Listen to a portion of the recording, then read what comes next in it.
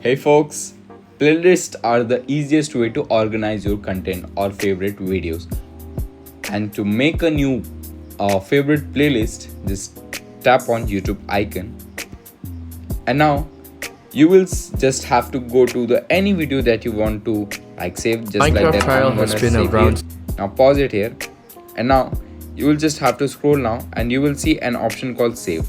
Just tap on here, and now there is an option called new playlist. Just tap here, and now give any name or any title that you want to give, and always remember that there is a visibility that's private, unlisted, and public. Public means anyone from the YouTube can able to see your playlist, and if you're unlisted, only the link that you send to one can able to watch your playlist, and private will only keep it with yourself. Now just here click on a title and give a any title that you want to use. For me, I'm gonna give him Minecraft, and now just create. That's it.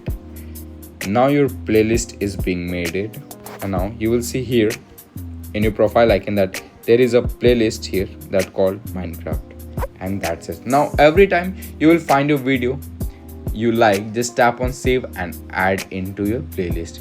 You can find all your playlists in your library tab. Trust me, once you start using playlist, your YouTube becomes more organized.